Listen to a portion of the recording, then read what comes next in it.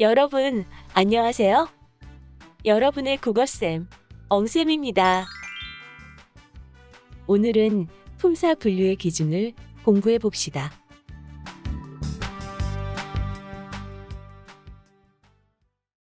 엉쌤, 품사가 뭐예요? 수박, 사과, 고양이, 개, 딸기, 호랑이를 비슷한 것끼리 분류하면 어떻게 될까요?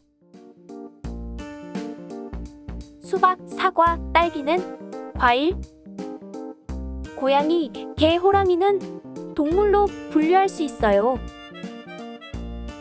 네, 이렇게 과일과 동물을 분류한 것처럼 단어들을 공통된 성질에 따라 분류하여 묶은 단어의 갈래를 품사라고 합니다.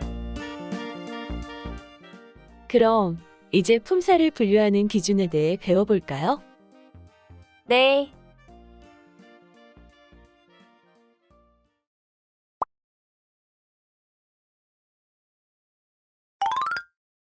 여기 학생이라는 단어가 있습니다. 학생이 도서관에서 공부를 한다. 나는 우연히 만난 학생에게 길을 물었다. 옆집 아이는 같은 학교 학생이다. 문장에서 사용될 때 단어의 형태가 변하지 않습니다. 한편 먹다라는 단어는 나는 급식을 먹을 때가 제일 행복해. 나는 어제 저녁에 불고기를 먹었어. 급식을 먹자마자 종이 쳤다. 문장에서 사용될 때 단어의 형태가 다양하게 변합니다. 문장에서 단어의 형태가 변하는가를 기준으로 학생과 같이 단어의 형태가 변하지 않는 것은 불변어, 먹다와 같이 단어의 형태가 변하는 것은 가변어로 분류할 수 있습니다.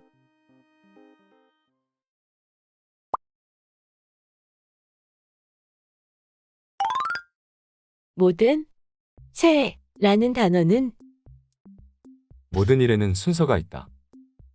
새 옷을 꺼내 입었다. 에서와 같이 문장에서 뒤에 오는 다른 단어를 꾸며주는 기능을 합니다.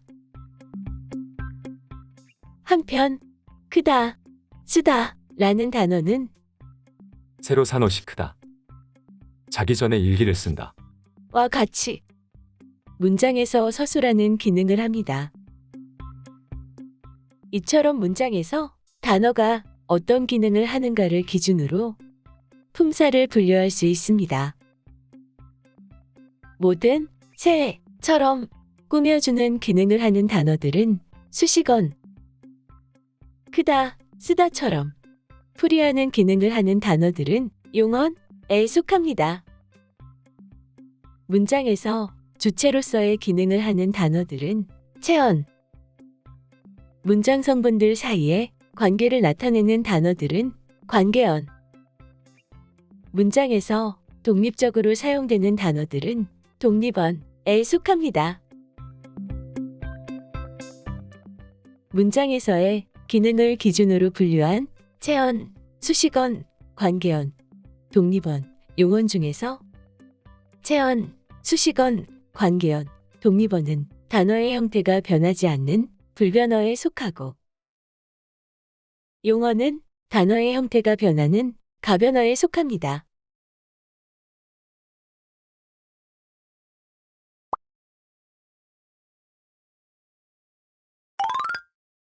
마지막으로 국어에서 단어는 문장에서 어떤 의미를 나타내는가를 기준으로 9개의 품사로 나눌 수 있습니다.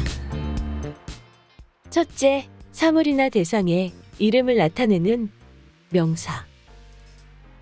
둘째, 사람이나 사물, 장소의 이름을 대신하여 가리키는 대명사. 셋째, 사물의 수량이나 순서를 나타내는 수사. 넷째, 사람이나 사물의 움직임을 나타내는 동사. 다섯째, 사람이나 사물의 상태나 성질을 나타내는 형용사. 여섯째, 다른 말에 붙어서 문법적 관계를 나타내거나 특별한 뜻을 더해주는 조사. 7째, 체언 앞에 놓여 그 체언의 내용을 자세히 꾸며주는 관형사. 8째, 용언 또는 다른 말 앞에 놓여 그 뜻을 분명하게 하는 부사. 9째, 놀람이나 느낌, 부름, 대답 등을 나타내는 감탄사. 우리말의 9품사, 명사, 대명사, 수사, 동사, 형용사, 조사, 관형사, 부사, 감탄사 중에서 명사, 대명사, 수사는 문장에서 주체로서의 기능을 하는 체언에 속하고, 동사, 형용사는 문장에서 풀이하는 기능을 하는 용언에 속합니다.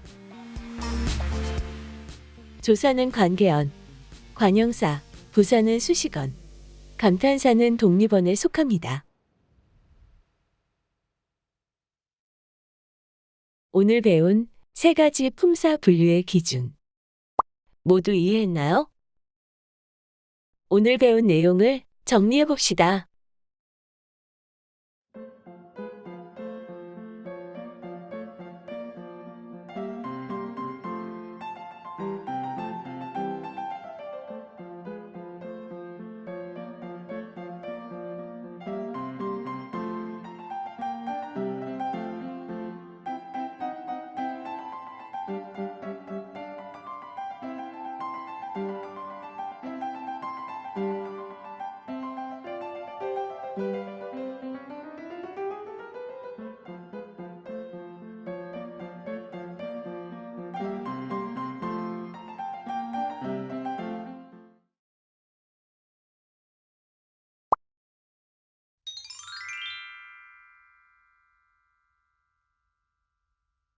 여러분, 안녕하세요. 여러분의 국어쌤, 엉쌤입니다. 오늘은 명사, 대명사, 수사를 공부해 봅시다.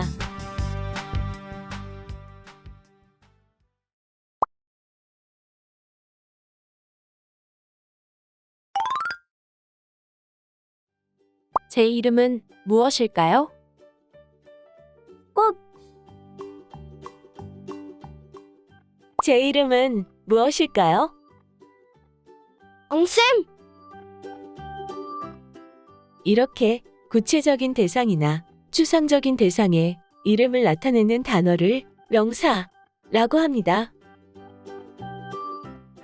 구체적인 모양은 조금씩 다르지만 이들의 공통적인 특성을 바탕으로 우리는 이들을 모두 꽃이라고 부릅니다. 꽃, 엄마, 우정, 수박과 같이 공통된 특성을 지닌 대상들을 아울러 대표하는 이름을 보통 명사라고 합니다. 하지만 엉쌤, 대한민국과 같이 특정한 대상 또는 유일한 대상의 이름을 고유명사라고 합니다. 한편 나무와 같이 혼자 자립적으로 쓰일 수 있는 명사도 있지만 덫과 같이 혼자서는 쓰일 수 없고 반드시 앞에 꾸며주는 말이 있어야만 쓰일 수 있는 명사도 있습니다. 혼자 자립적으로 쓰이는 명사를 자립명사, 반드시 앞에 꾸며주는 말이 있어야만 쓰일 수 있는 명사를 의존명사라고 합니다. 명사에 대해 정리해 봅시다.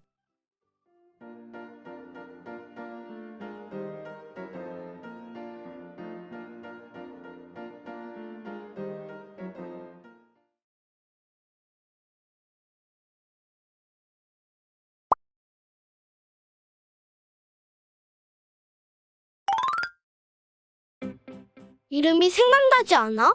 이것이 뭐였더라?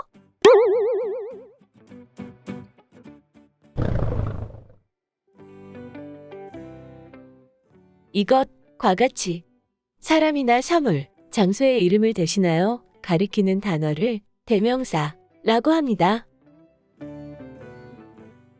대명사에는 사물이나 장소를 가리키는 지시대명사와 사람을 가리키는 인칭대명사가 있습니다. 사물을 가리키는 지시대명사는 이것, 그것, 저것, 등이 있으며 장소를 가리키는 지시대명사는 여기, 거기, 저기, 등이 있습니다. 사람을 가리키는 인칭 대명사로는 1인칭 대명사, 나, 2인칭 대명사, 너, 3인칭 대명사, 그분, 대상의 이름이나 신분을 모를 때 사용하는 미지칭 대명사, 누구, 특정 대상을 가리키지 않는 부정칭 대명사, 아무, 한 문장 안에서 앞에 나온 명사나 대명사를 다시 가리킬 때에 쓰는 제기칭 대명사 자기, 등이 있습니다. 대명사에 대해 정리해 봅시다.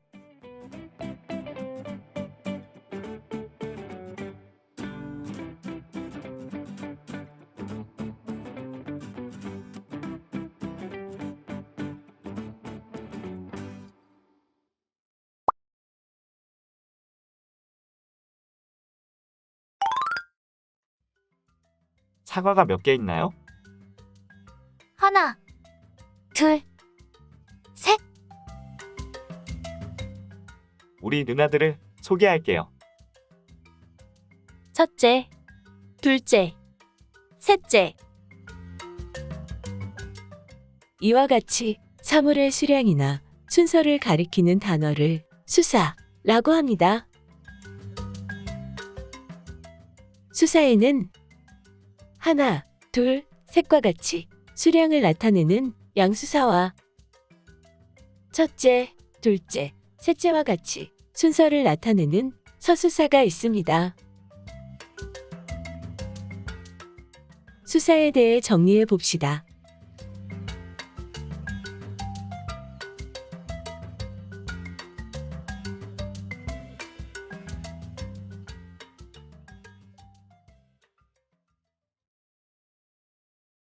오늘 배운 명사, 대명사, 수사 모두 이해했나요? 명사, 대명사, 수사를 묶어서 체언이라고 합니다. 체언은 문장에서 사용될 때 그 형태가 변하지 않는 불변어입니다. 체언은 문장에서 동작이나 상태의 주체, 동작의 대상, 되다, 아니다 앞에서 문장을 보충하는 역할을 합니다.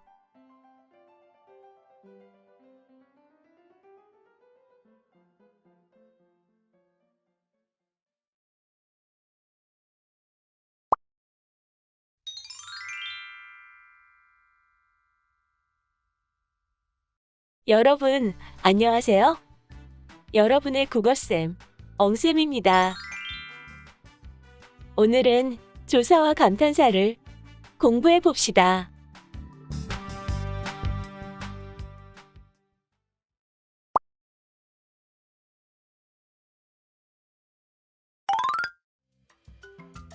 언니, 동생, 숙제 도와주었다. 이 문장을 자연스럽게 하려면 어떤 단어를 넣어야 할까요? 언니가 동생의 숙제를 도와주었다.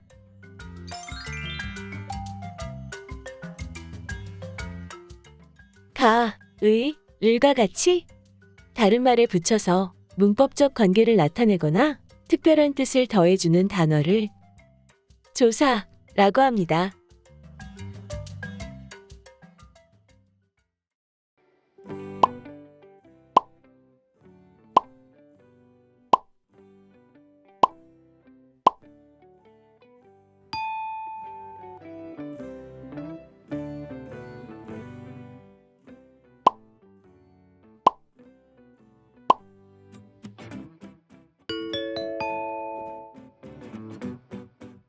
이와 같이 조사는 단어이지만 문장에서 홀로 쓰이지 못하고 반드시 앞말과 결합해서 쓰입니다.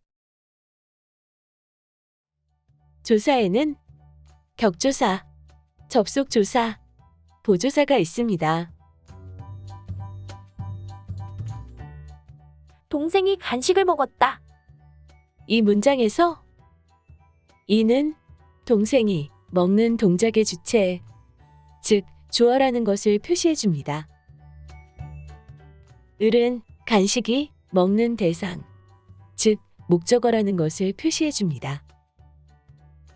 이렇게 앞에 오는 체언이 문장 안에서 갖는 일정한 자격을 표시해 주는 조사를 격조사라고 합니다.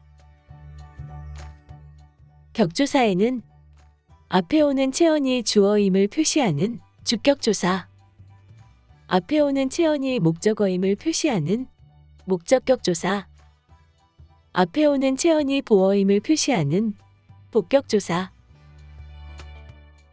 앞에 오는 체언이 관용어임을 표시하는 관용격조사, 앞에 오는 체언이 부사어임을 표시하는 부사격조사, 앞에 오는 체언을 부를 때 사용하는 호격조사, 앞에 오는 체언을 서술어가 되게 만드는 서술격조사가 있습니다.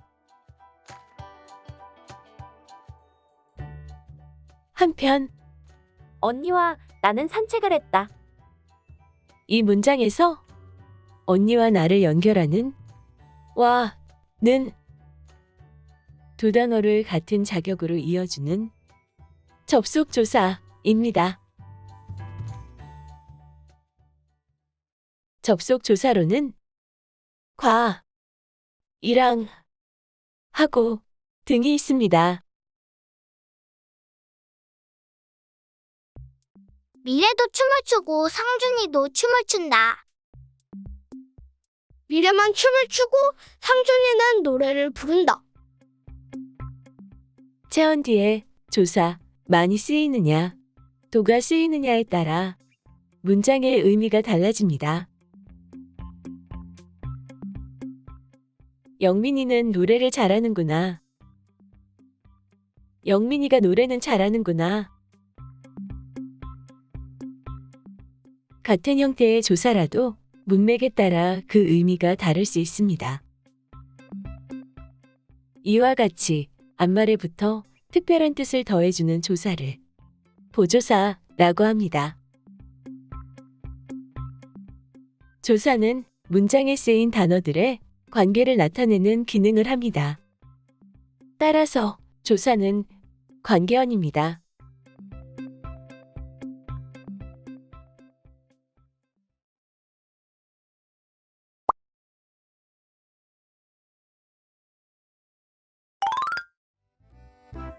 뜨거워. 우와, 정말 멋지다.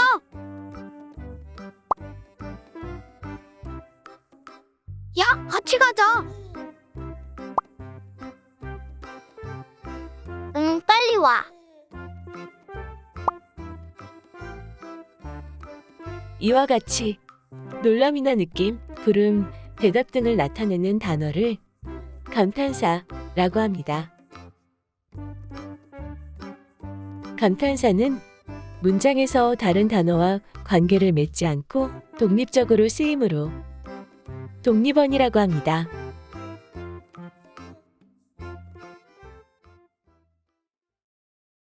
오늘 배운 조사, 감탄사 모두 이해했나요?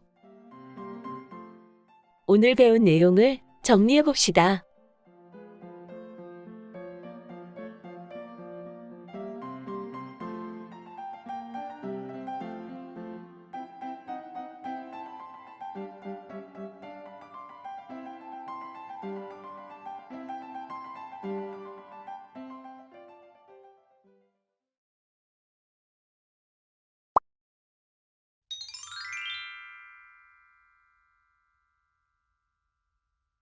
여러분, 안녕하세요.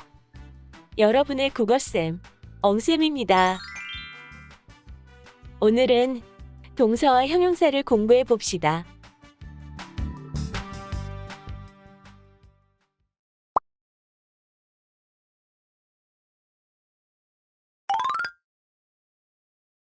달리다. 먹다.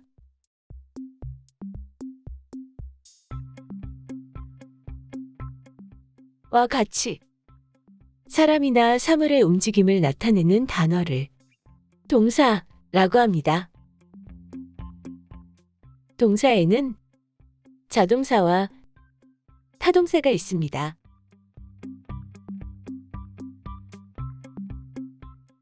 아기가 웃는다.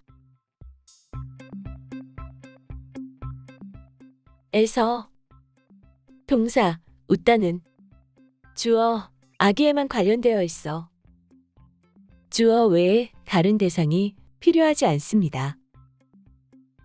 이와 같은 동사를 자동사라고 합니다. 한편 나는 먹는다.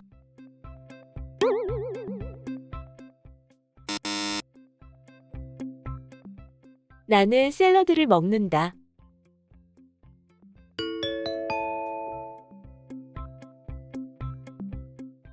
에서 동사 먹다는 주어 나뿐만 아니라 무엇을 먹는지 행동의 대상, 즉 목적어가 꼭 필요합니다.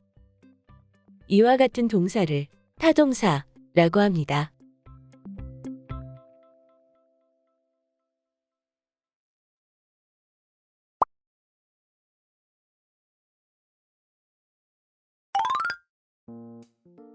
하얗다.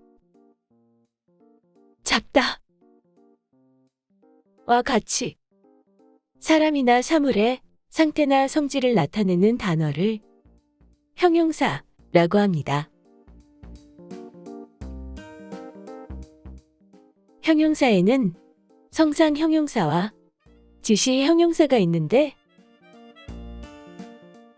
예쁘다, 귀엽다 와 같이 성질이나 상태를 나타내는 것을 성상 형용사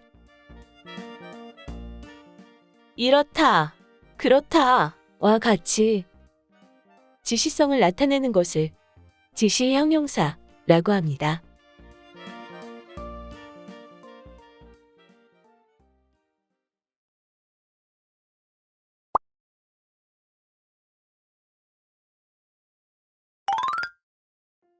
동사와 형용사는 문장에서 사용될 때 그 형태가 변하는 가변어입니다.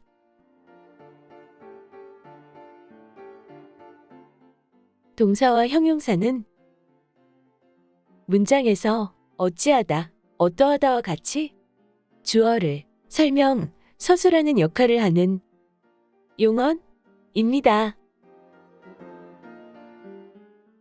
동사와 형용사, 즉 용언이 문장에서 쓰일 때 형태가 변하는 것을 용언의 활용이라고 합니다. 동사 먹다는 먹다, 먹고, 먹자, 먹을까, 먹어서, 먹으니까, 먹은 와 같이 활용하는데 이때 변하지 않는 부분을 어간이라고 하며 변하는 부분을 어미라고 합니다.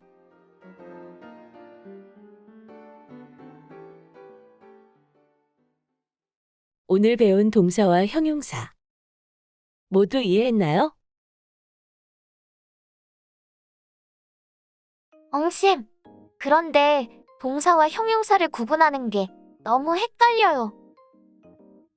동사와 형용사를 쉽게 구분하는 방법은 없나요? 움직임을 나타내는 말은 동사, 상태나 성질을 나타내는 말은 형용사지만 동사와 형용사를 구분하기 어려울 때도 있지요? 그럼 동사와 형용사를 구분하는 방법을 알려줄 테니 끝까지 집중해서 들어보세요. 네.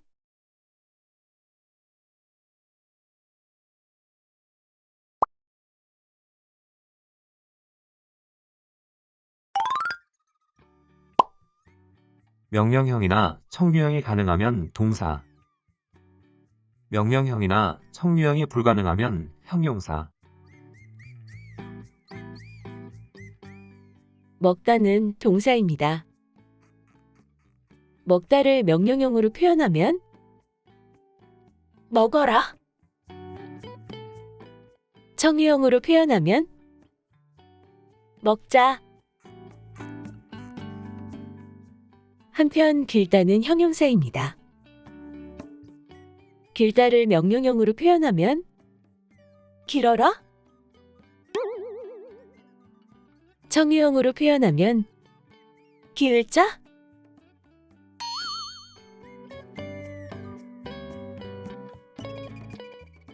따라서 명령형이나 청유형으로 활용할 수 있으면 동사, 활용할 수 없으면 형용사입니다.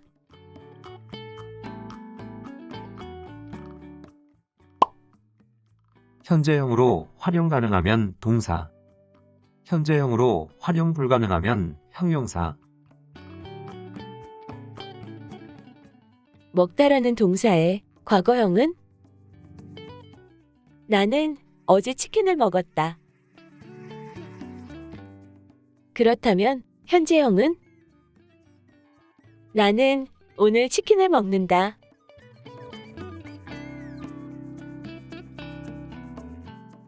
길다라는 형용사의 과거형은 오늘도 해가 길었다. 현재형은 오늘도 해가 길는다. 오늘도 해가 길다.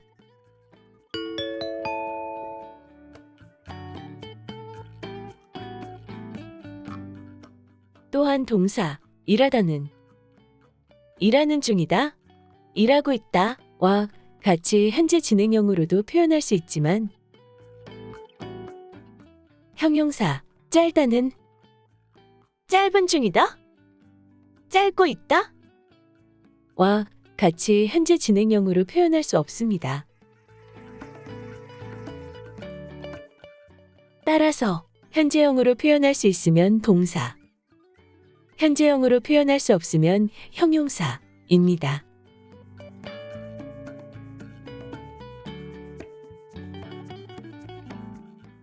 이제 동사와 형용사 모두 이해했나요? 그럼 다음 시간에 다시 만나요.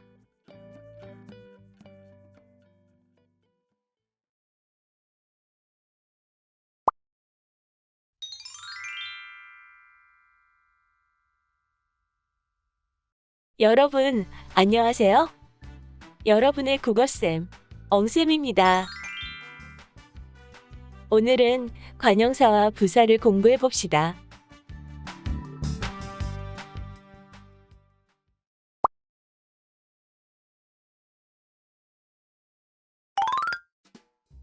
자전거, 새 자전거. 힘, 온 힘. 책, 이 책. 한 권, 세 권. 과같이. 체언 앞에 놓여 그 체언의 내용을 자세히 꾸며주는 단어를 관형사라고 합니다. 관형사에는 지시관형사, 성상관형사, 수관형사가 있는데 이, 저, 그와 같이 어떤 대상을 가리키는 것은 지시관형사, 새, 모든, 온갖, 과같이 사물의 성질이나 상태를 꾸며주는 것은 성상관형사, 한 권, 두 사람, 세 번째와 같이 수량, 순서와 같은 수개념을 나타내는 것은 수관형사입니다.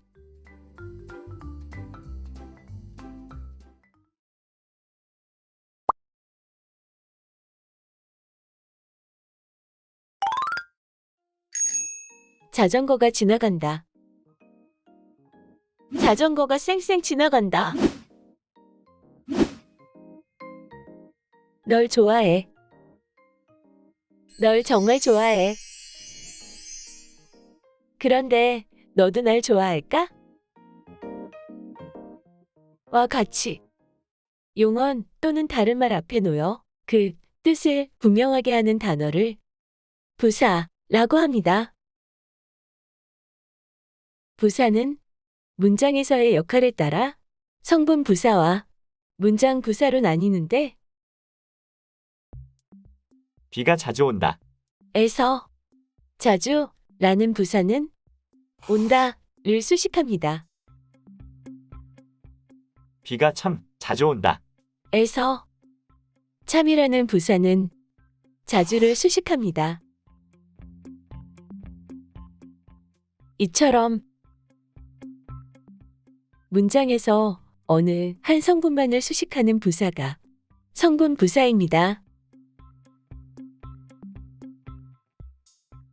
한편 그런데 내일 축구하기로 했잖아. 설마 내일 비가 오진 않겠지? 만약 비가 온다면 집에서 놀자. 와 같이.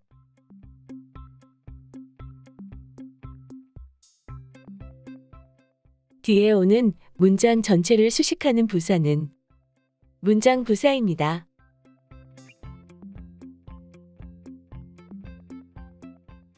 그런데, 그러나, 그래서, 와 같이 문장을 이어주는 부사는 문장 부사 중에서도 접속 부사라고 합니다.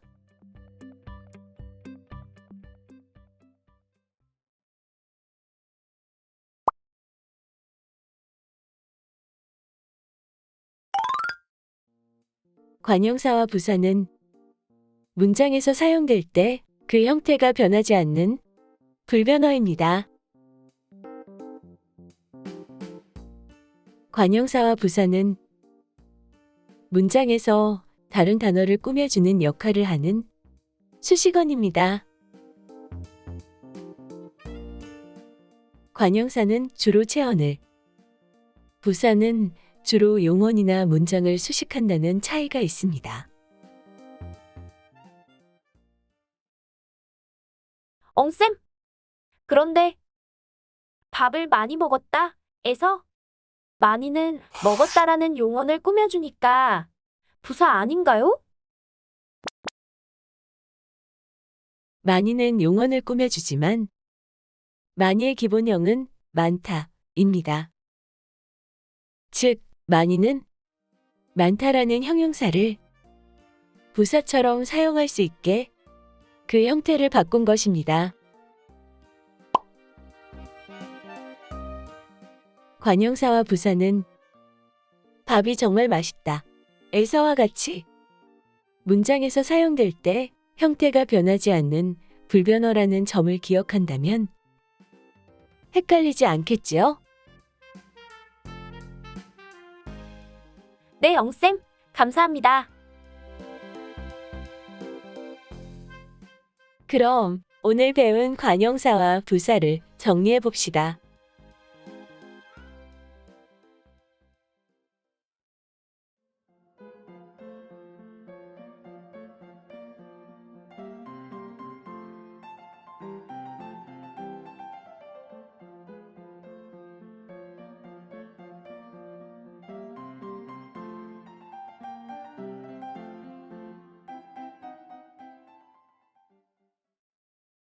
다음 시간에 다시 만나요.